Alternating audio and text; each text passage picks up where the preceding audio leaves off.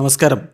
Raf talk ഫുട്ബോളിലേക്ക് അവർക്കും സ്വന്തം. സാന്റോസ് താരങ്ങൾക്കിടയിൽ നെയ്മർ ജൂനിയറുടെ സ്വീകാര്യത കുറഞ്ഞു. യുനാനിമസ് ആയിട്ട് എല്ലാവരും പിന്തുണച്ചിരുന്ന അവസ്ഥ മാറി.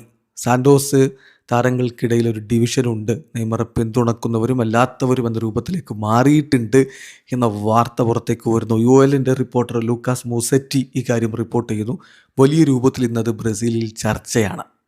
അത് ശരിയല്ല, നേരെ തിരിച്ച് എല്ലാവരും നെയ്മറെ സപ്പോർട്ട് ചെയ്യുന്നുണ്ട് എന്ന തരത്തിലുള്ള വാദങ്ങൾ പലരും ഉയർത്തുന്നുമുണ്ട്.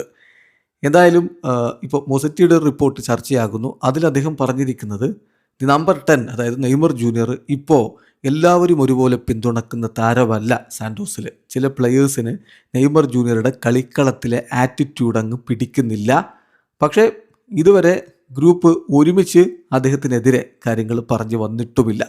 സോഫാർ ഒരേ ഒരു താരം എസ്കോബാർ മാത്രമാണ് നെയ്മർക്കെതിരെ ഡയറക്റ്റായിട്ട് പറഞ്ഞിട്ടുള്ളത് എന്നാണ് ലൂക്കാസ് മൊസറ്റിയുടെ റിപ്പോർട്ടിലുള്ളത്. പക്ഷേ ഇതേ എസ്കോബാർ തന്നെ കഴിഞ്ഞ കളിക്ക് മുമ്പ് നെയ്മറെ സപ്പോർട്ട് ചെയ്യുന്ന കാഴ്ചയൊക്കെ നമ്മൾ കണ്ടിട്ടുണ്ട്. അപ്പോൾ ഈ വാർത്തകൾ പലതരത്തിൽ പടച്ചു വിടുന്നുണ്ട്. പക്ഷെ ഒരു കാര്യം വളരെ കൃത്യമാണ്, നെയ്മർ വളരെ ഫ്രസ്ട്രേറ്റഡ് ആണ്.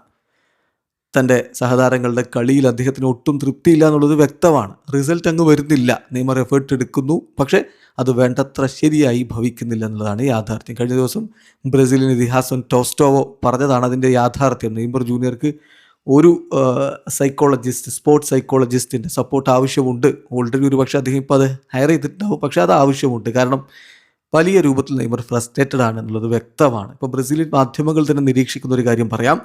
നെയ്മർ ജൂനിയർക്ക് ഇതിനു മുമ്പ് അദ്ദേഹത്തിൻ്റെ കളിയുടെ ഏറ്റവും പ്രത്യേകത അദ്ദേഹം അത് എൻജോയ് ചെയ്യുന്നു എന്നുള്ളതാണ്. ഇപ്പോൾ അത് കാണുന്നില്ല. ആ ചിരി മാഞ്ഞ പോലെയാണ്.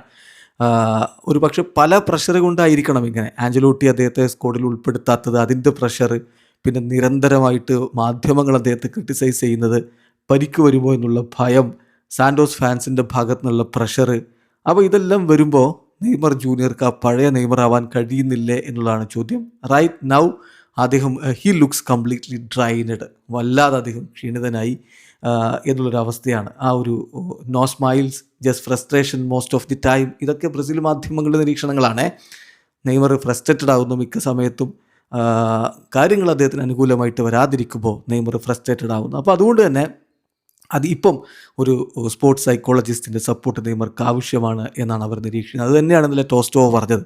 നമ്മൾ ഇന്നലെ വീഡിയോ ചെയ്തിരുന്നു. അതെന്താണെന്ന് പോലും മനസ്സിലാക്കാതെ ടോസ്റ്റോവയെ തെറി വിളിക്കുന്ന ആളുകളും ടോസ്റ്റോവയെ ചെറുതാക്കി കാണുന്ന കുറേ, ടോസ്റ്റോവ ആരെന്നും ബ്രസീലിയൻ ഫുട്ബോളിൻ്റെ പാരമ്പര്യം എന്താണെന്ന് അറിയാത്ത കുറേ ആളുകൾ നമ്മുടെ കമൻറ്റ് ബോക്സിലുണ്ട്. മൈൻഡ് ചെയ്യേണ്ട. ബ്രസീൽ എന്ന് പറഞ്ഞാൽ അതൊരു വല്ലാത്ത ഫുട്ബോൾ പാരമ്പര്യമാണ്. വീഡിയോ അവസാനിക്കുന്ന ഫുട്ബോൾ ലോകത്തെ കൂടുതൽ വിശേഷങ്ങളുമായി റാഫ് ടോക്സ് കൊണ്ടുവെത്താം.